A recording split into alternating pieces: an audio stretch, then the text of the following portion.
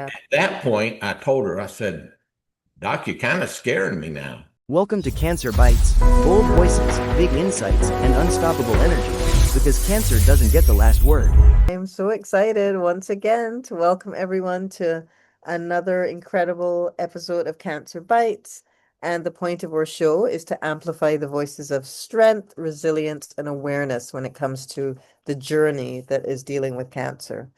So we think a week after Veterans Day, we think this is the perfect time to welcome this brave story of our guest.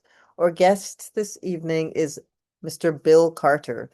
He's a veteran, he's a police officer, he's a business owner, and he's a male breast cancer survivor, and that makes him a hero in our book. And he's a hero in all his other roles as well. And we know that he's been supported in his journey by his wife, Susan, and she's a retired surgical and oncology nurse. So, I mean, this episode tonight, it sheds light on something a lot of people still don't realize that is an issue, and we here at Cancer Bites are determined to highlight the issue of men getting breast cancer as much as we can. Okay, we don't think it's discussed enough, so we're going to turn over now to listen to Bill and get some background on your journey. So, Bill, we just want to kind of set the scene. What did life look like for you before your diagnosis? Give us a run through of, what life was like for you in every day.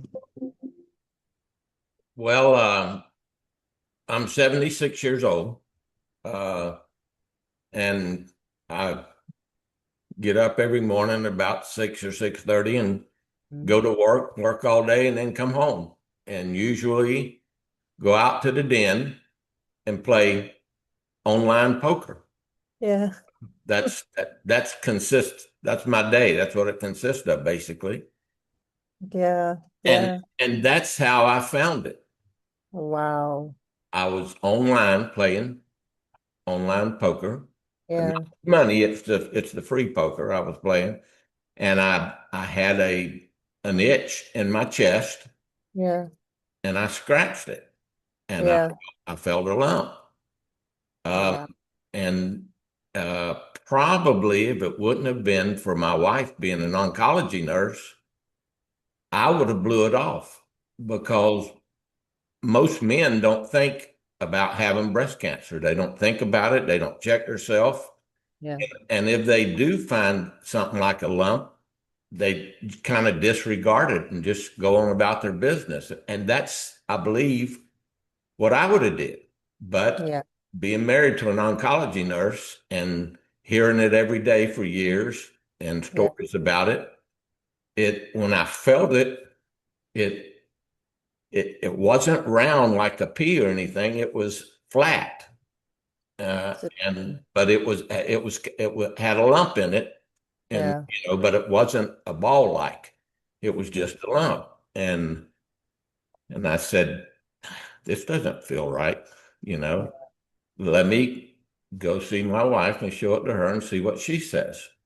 yeah, And I went in to show it to her, and she said she knew basically right away what it was, but didn't tell me oh, because of the way it was shaped and how it felt.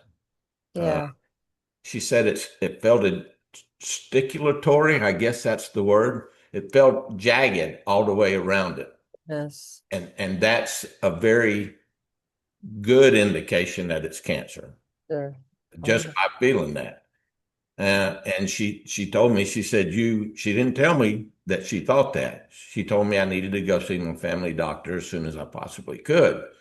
This happened on the weekend, so I called him Monday and I got an appointment. I went in Tuesday, um, and he felt it and said, I want to schedule you for a mammogram, Okay, sonogram. And, yeah, and I said, okay, but I'm still not thinking that it's a problem.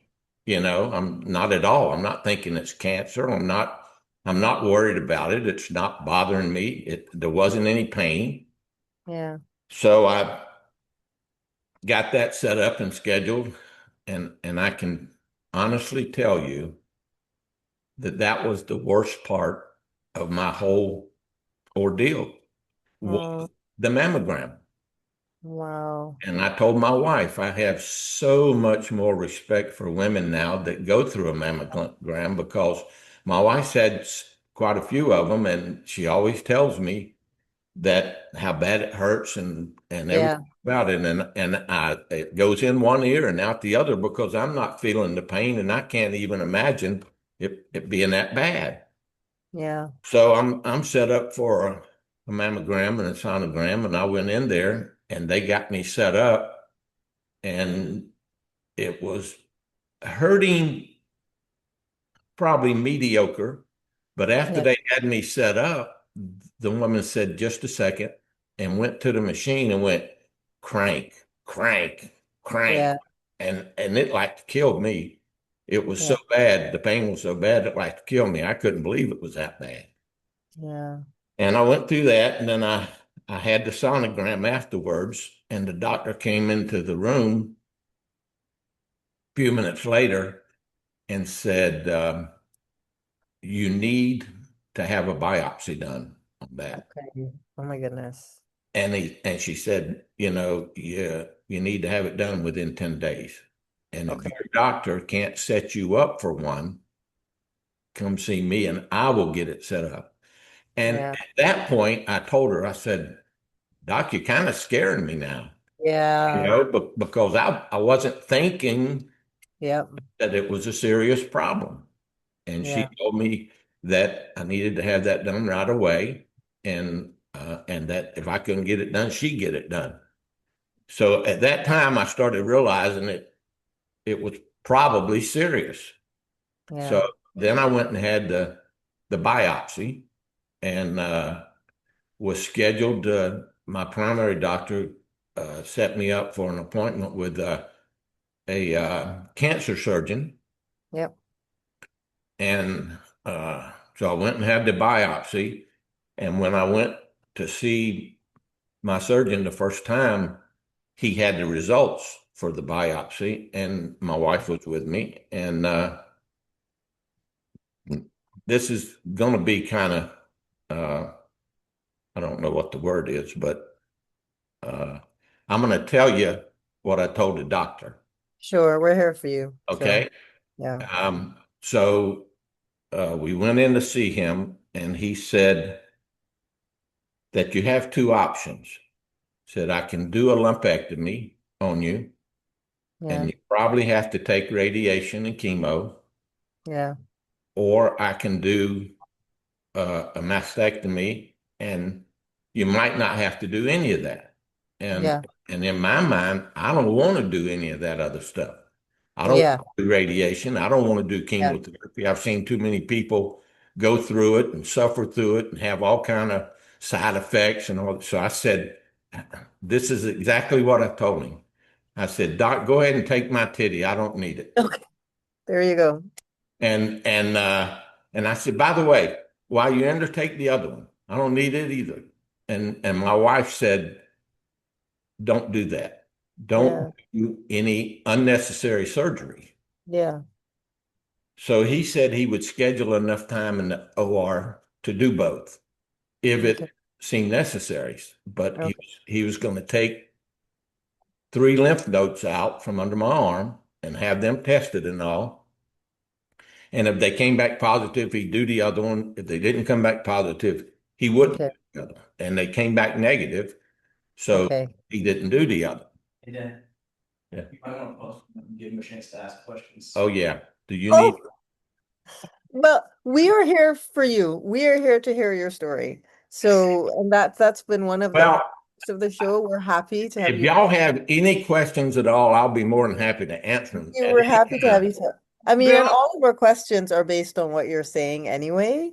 I mean, it's also for our audience to kind of really tune in. But everything that you're saying is covered well, and I think that just listening to your story, hearing that just within a few days you've gone from living your everyday life, playing poker, to hearing words like, mastectomy to biopsy, having the diagnosis. And I think just hearing the word cancer, and I imagine that was a shock, but you seem now to be so ready to share your story.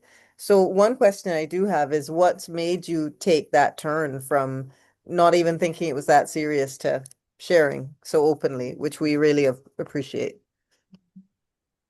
I get a little bit emotional Yeah, about that part. thank you. Um, I went through the surgery from January 1st to February 9th is when I found it January 1st. Yeah, I had the surgery January 9th. That just blew my mind yeah, that it could be that quick. yeah, You know, I found it and it was gone. And I woke up in the hospital and the next day I went in on a Friday, woke up in the hospital on a Saturday, yeah, and it was like I thought, did this really just happen to me? yeah. You know, did I just find out I had cancer Mm.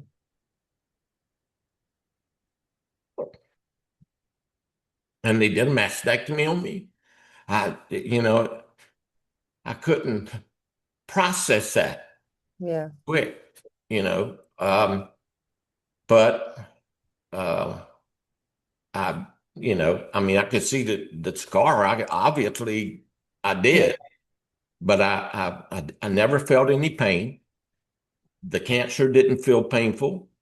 yeah, The only pain I felt was the mammogram. That's the only pain I really felt through the whole thing. When I woke up, I didn't have any pain. When I went home, I didn't have any pain. I never took a pain pill. yeah. I'm sure I'm a rarity for some reason, because it seems like to me it ought to hurt, Mm. but it didn't hurt. And this is where I kind of get emotional. Uh, Yeah. I went home, and 2 days later, I had a dream. And the Oh, dream was I was standing in front of a group of men telling them my story. wow. That is incredible, Bill. That is At amazing. that time, I felt like, uh, uh, you know, uh, that Jesus gave me a mission Yeah, to do this, yeah, and that's where I'm at. yeah, yeah. I mean, we And feel that so powerfully.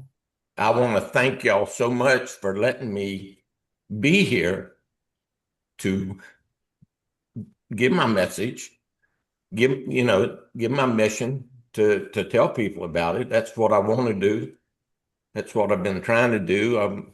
It's been 2 years in January Yeah, that that I've had it, and I've been trying uh, uh, under different venues to get the word out that I want to talk to people about it. I want to tell them this is what I think I'm here for now, yes, is to do that and and tell people about it. Tell especially men. I mean, yeah, women need to hear it too, but especially men because the men I talk to, and believe me, I talk to a lot of them every day in my business and all. I give every one of them my testimony. Every one of them. I tell them about it. I say you need to take this seriously. It is serious. Men get breast cancer, and it can kill you just like a woman, yeah, if you don't take it serious and do something about it, you know. So that's how I got started with trying to talk to men, and it took me a year and a half before I really got the first opportunity to. We have a real good friend that worked with my wife for years and years, and her church was having a um, breast cancer. They have a Zoom once a month, and in yeah, October their Zoom was on breast cancer. And this friend of ours that goes to the church told them about me, and they got in touch, and we set it up. And I had a Zoom last month, in front of a church. Mhm. Uh, so that was actually the first time I really got to talk to anybody, a group of people. I mean, I've talked to probably 100 different men. Anybody that'll listen to me, I tell my story. You know, it's every day. If somebody will listen to me, I tell it. I want people to take it serious. You know, it is serious. And I just believe that Jesus gave me a mission to do this. You know, Yeah. I can, I can, I'm not a particularly religious person. I've worked 6 or 7 days a week. I don't get a chance to go to church very often. And when I do, it's with my wife. Mhm. But I do believe in Jesus Christ. So I feel like that's my mission now. And I'm just trying to get the word out. Thank goodness for my wife and my son setting up the Zoom. I could have never, ever, ever did this. Oh. And I'm trying to figure out how y'all got my name. I think I know, but I'm not 100% sure.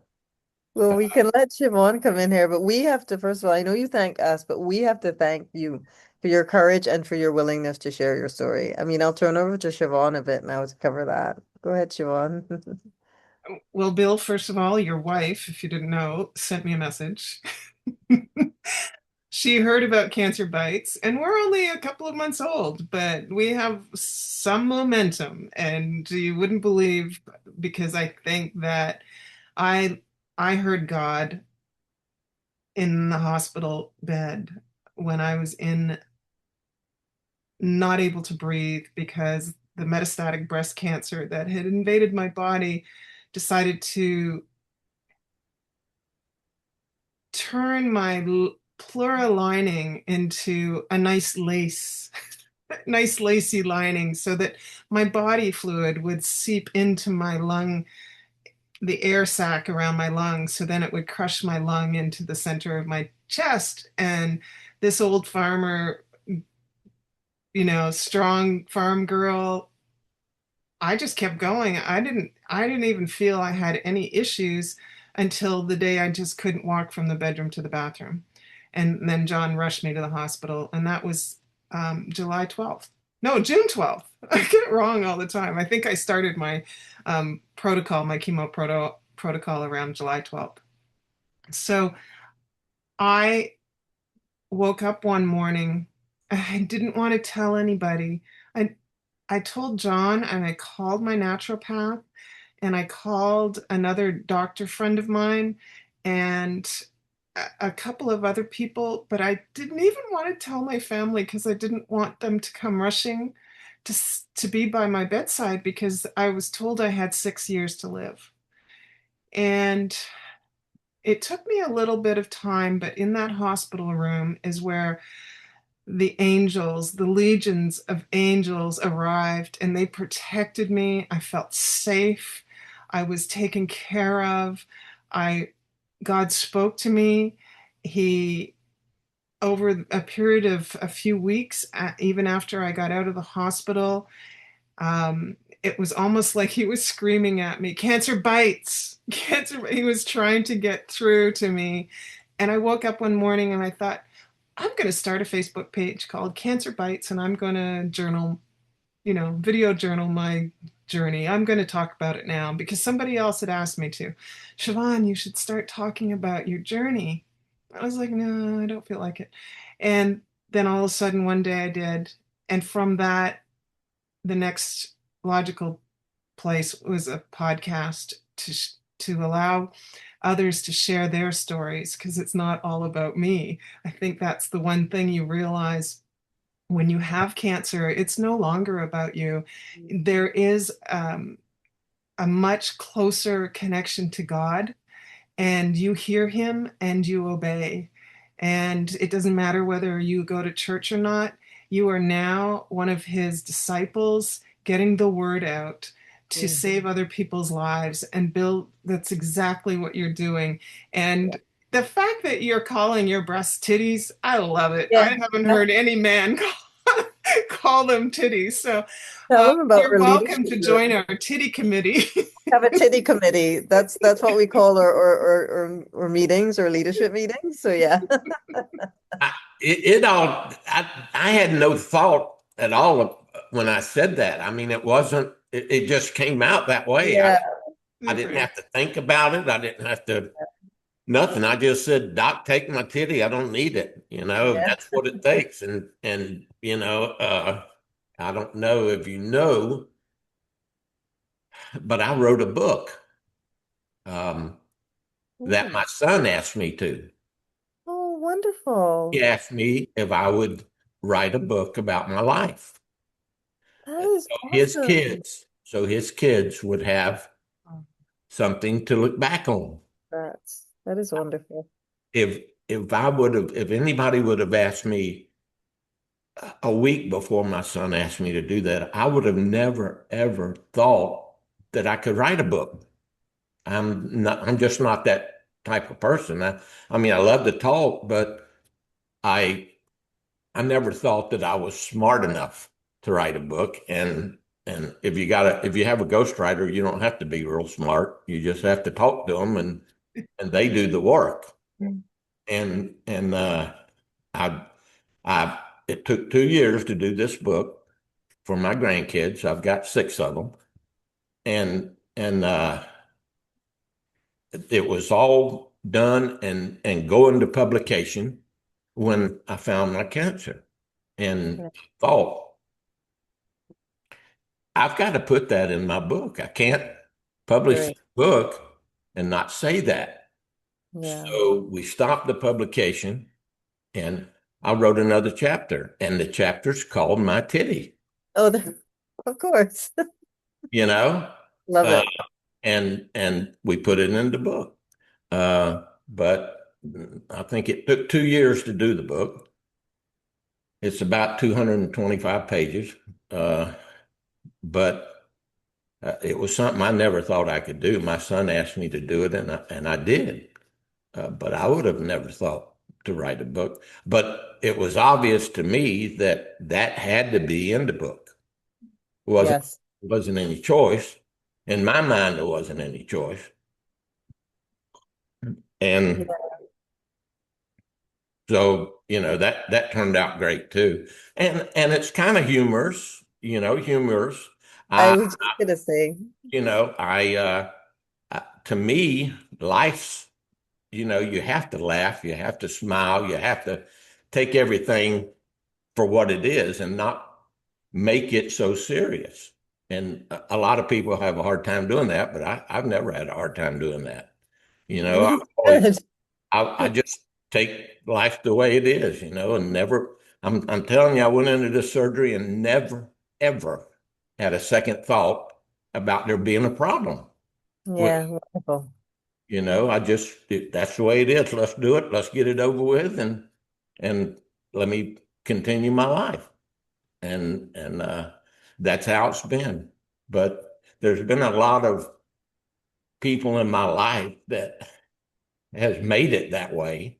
Yes. Um, my son's been a big help. My wife's been a big help. My daughter, when I had the breast surgery, I had a tube running out of my chest, Yeah. draining, for like 18 days. And my daughter would come over to our house every day and drain that bag once or twice a day. Wow. Yeah. For me, she did it. So there's been a lot of people Yes. involved in this, uh, and made it a lot easier for me. Uh, Yeah.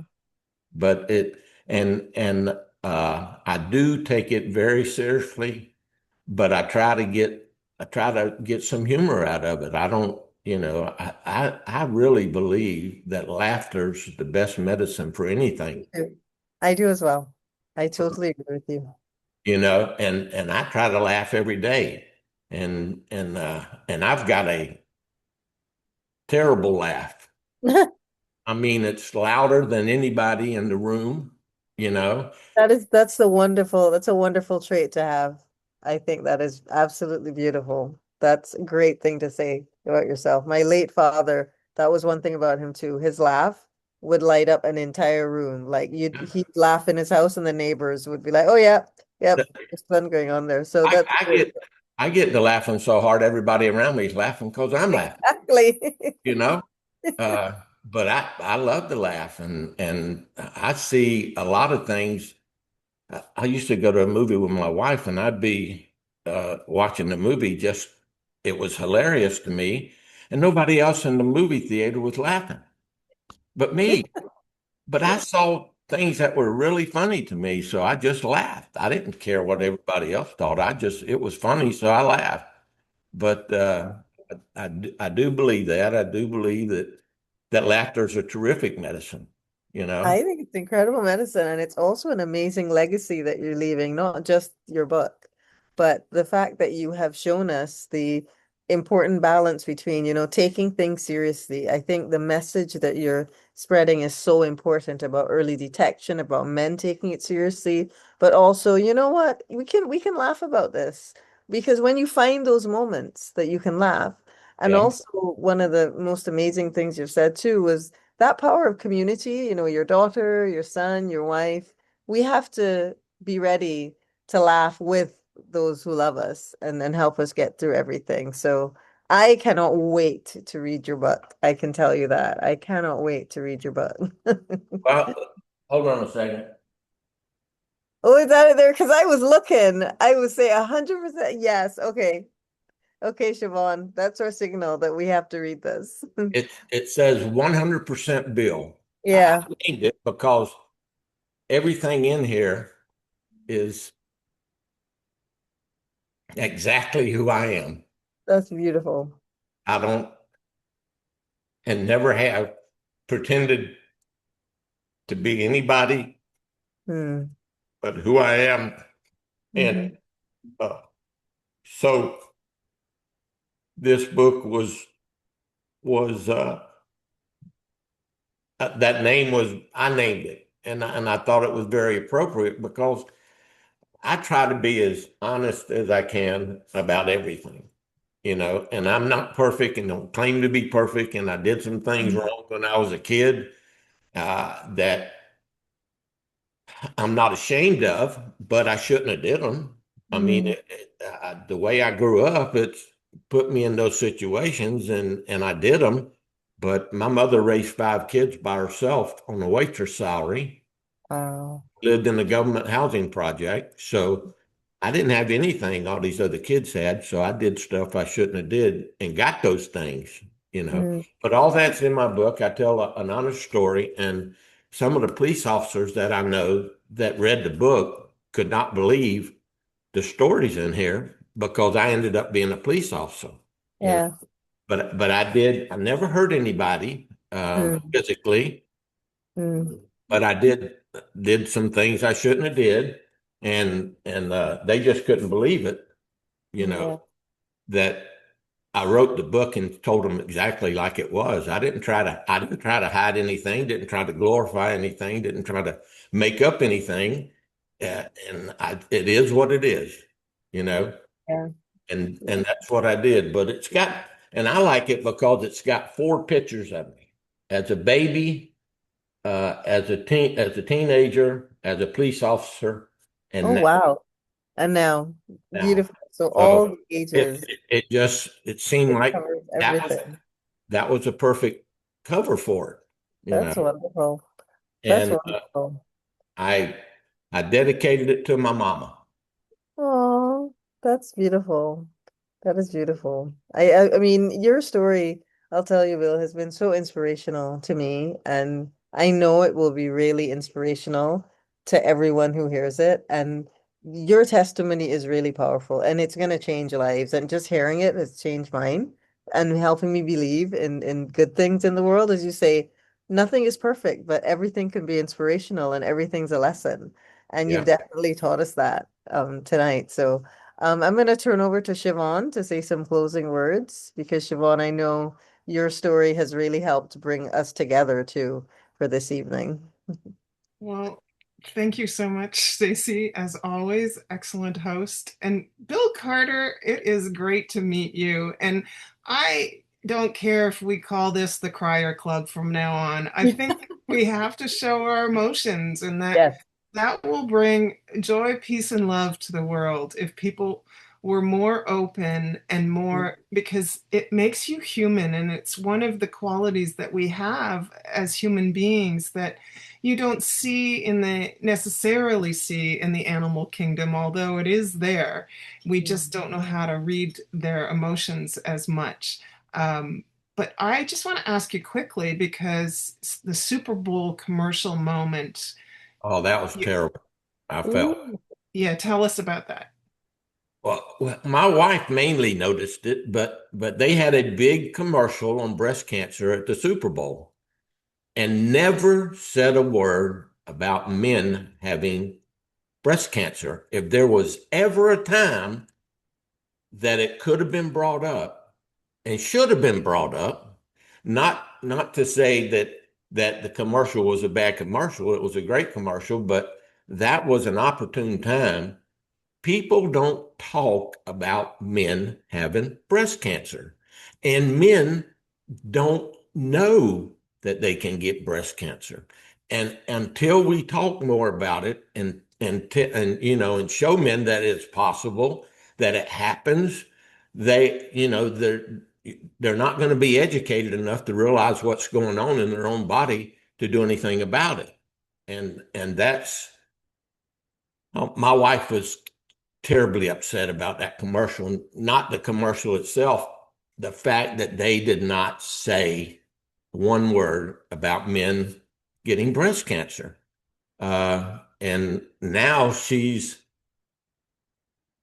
as gung ho on it as I am about getting the word out. And she was an oncology nurse for 30 years, and she dealt with breast cancer patients for 30 years. And I think in her 30 years, she only saw a few men with breast cancer. And it's not that big of a percentage of all breast cancer. My doctor told me that 2% of all breast cancer are men. 2%. That's pretty low. But if you look at the number of breast cancer patients, that's not real low. There's a lot of men with breast cancer. And also my surgeon told me that out of that 2%, 98% of those men are between 30 and 40. He said he had been a surgeon for over 20 years, never saw a male patient that was 76 years old come down with breast cancer. It just was unheard of. Not that a male didn't, not that a male had breast cancer, but at my age wanted to come down with it. He says you can't put a number on what the chances were that I would get it at my age. There's not, I guess somebody could calculate it up, but it's probably, I would probably have a better chance of winning the super lotto than I would, getting breast cancer, or a normal man getting I guess I wouldn't say normal. I think I'm normal, but it's a real rarity that somebody my age would get it. He said he was going to treat me differently than he treats a woman with breast cancer, only because of my age and the rarity of somebody my age as a male getting it. I mean, he didn't treat me any differently. He didn't do anything any different. He just kind of treated me with kid gloves, uh, and it still amazes him every time I go in and talk to him. When I told him what at the time I felt my mission was, he said, if you ever get in front of a group of people and you want me to come and talk to them also, I'll do it. It's just, you just don't have, men your age coming down with it. So I haven't used him yet. I mean, I haven't taken him out of my arsenal yet, but I'm still just trying. I'm kind of a newborn on the fact of doing podcast and getting the word out. That's what I want to do, and hopefully it just gets bigger and bigger. Um, so I mean, I could talk more about it, but and like I say, it's hard to shut me up. But I mean, I could tell my story from beginning to end why I felt like it was a mission, but there was other reasons too that made me feel like it was a mission for me to do it. But uh, I mean, it's just hard to get me to shut up, so I'll shut up now. Well, Bill, I think you just did the Super Bowl commercial. So Well, I will make sure I tag the Super Bowl when this goes out on YouTube. I will cut that particular clip out and I will do everything I can in my power, which isn't very much, to get eyes on it because of the Super Bowl. And it's coming up soon. You know, it's End of only yeah, sometime in February. February. That's only a few months away.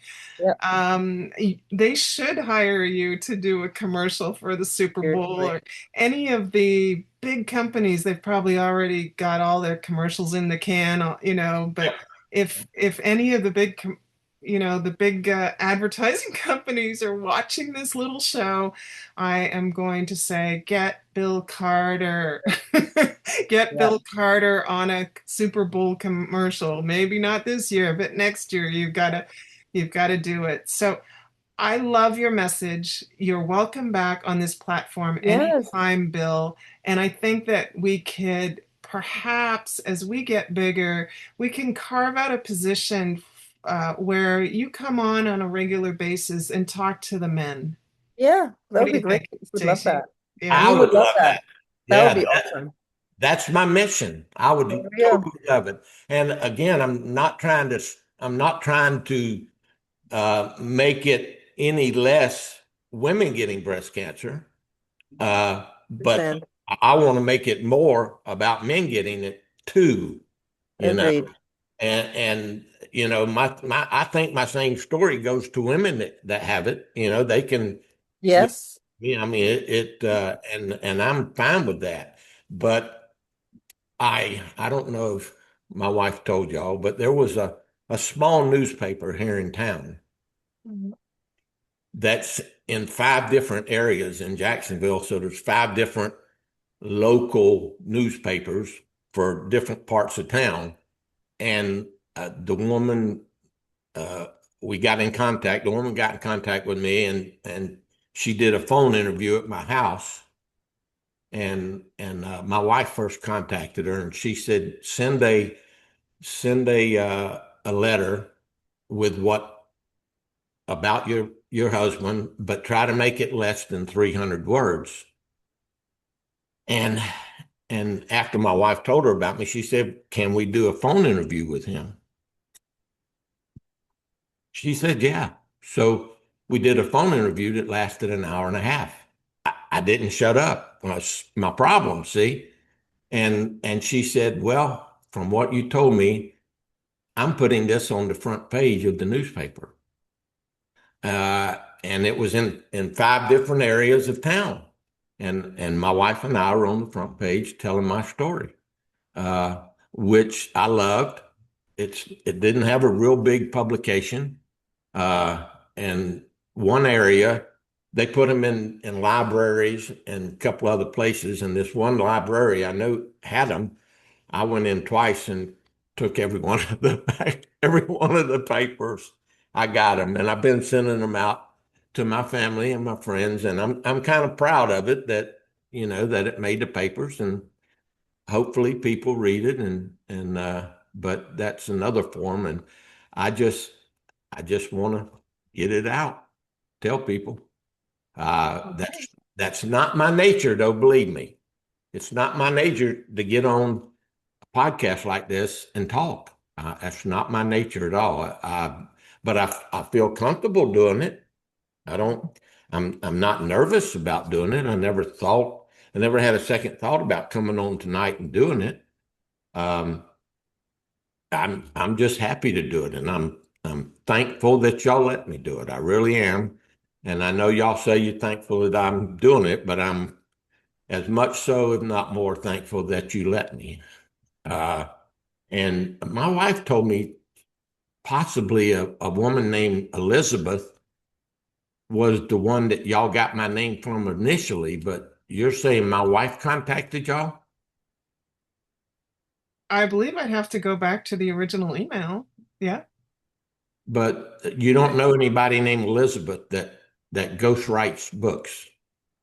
Mm. That's in Colorado, I believe, or someplace like that. No, let me take a look at the original email after the show and I'll let you know who it Okay. came from. I am certain it's your wife, Susan, but I could be wrong. I get a lot of emails. And I've just come off a deadline for our Gifts That Heal and Give Back shopping guide, I'll call it, because everybody's going to want to get their credit cards out when they see these gifts. Um,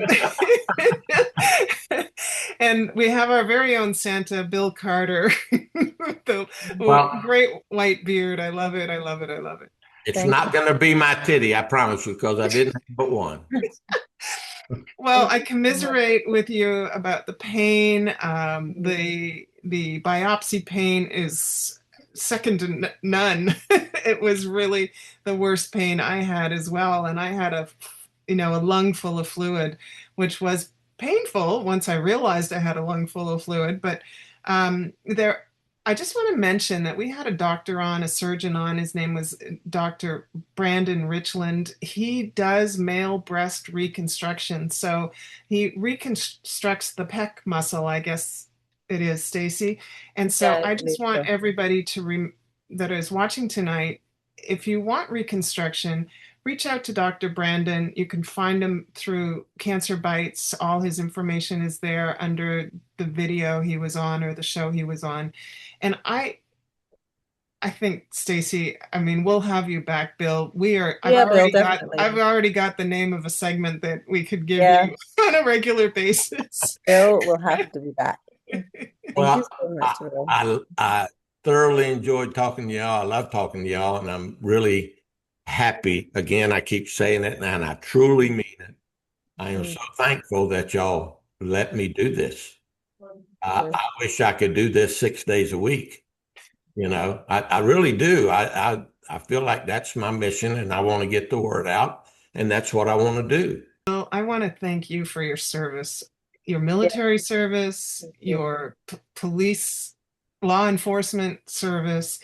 I have a mother and a father who served in the Second World War, so um, it's it's important to me that there are brave men and women out there that stand for our freedom and our peace and joy, and that we can call our breast titties. Yes, Yeah. and her humor. Thank you, or laughter. Thank you so much, Bill. Thank y'all very much.